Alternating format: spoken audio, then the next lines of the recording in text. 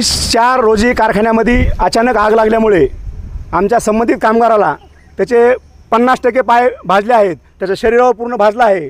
तरी आज तब्बल 1 महिना झालं कारखाना प्रशासनाने कुठल्याही प्रकारची दखल घेतली नाही व ह्या कारखान्याचे आमचे माजलगाव मतदारसंघाचे आमदार साहेब आहेत, यांनी सुद्धा आतापर्यंत त्या मजुराला फोन करून विचारलं नाही किंवा त्याच्या घरी भेट दिली नाही। मग ह्यांना एवढा मगरूरपणा का?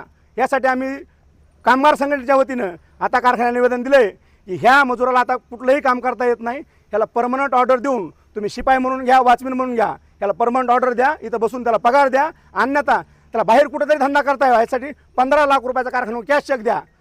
नाही जर दिला तर आम्ही 10/6 इथं आमरण उपोषण करू आणि कारखानदाराला देण्याची भाग पाडू, ही कारखानदार आमची विनंती आहे। आम्ही लोकनेते सुंदररावजी सोळंके सहकारी साखर कारखान्यावर आंदोलन केलं आहे। याचे वीरेंद्र भैया सोळंके हे चेअरमन आहेत, संस्थापक चेअरमन सुंदररावजी साहेब होते, त्यानंतर प्रकाश सोळंके हे इथले रनिंग आमदार, चेअरमन आणि पूर्ण मालक ते आहेत।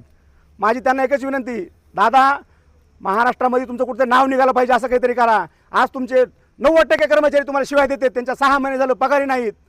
असे तुम्ही कुठल्या मजुराला काही झालं लक्ष देत नाहीत, तुम्हाला कमवून करायचे काय? ही आमची गोरगरिबाची विनंती आहे। अजितदादा मेले, आका महाराष्ट्र रडला, तुमच्यासाठी फक्त तुमचे कर्मचारी रडावत, एवढी फक्त आमची तुम्हाला विनंती आहे की तुम्ही ह्या गरिबाला न्याय द्या।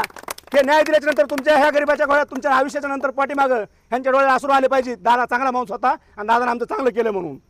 ही तुम्हाला माझी हात जोडून विनंती की आम्हालाही उपोषण करायची वेळ आणू नका। उपोषण केलं तर पूर्ण धारूर, वडवणी, माजल तालुका तिन्ही तालुके गोळा करून इथं कारखान्यावर महाराष्ट्रातलं नंबर 1 उपोषण छेडू आम्ही आणि तुम्हाला देण्यास भाग पाडू, ही तुम्हाला नम्र विनंती आहे माझी।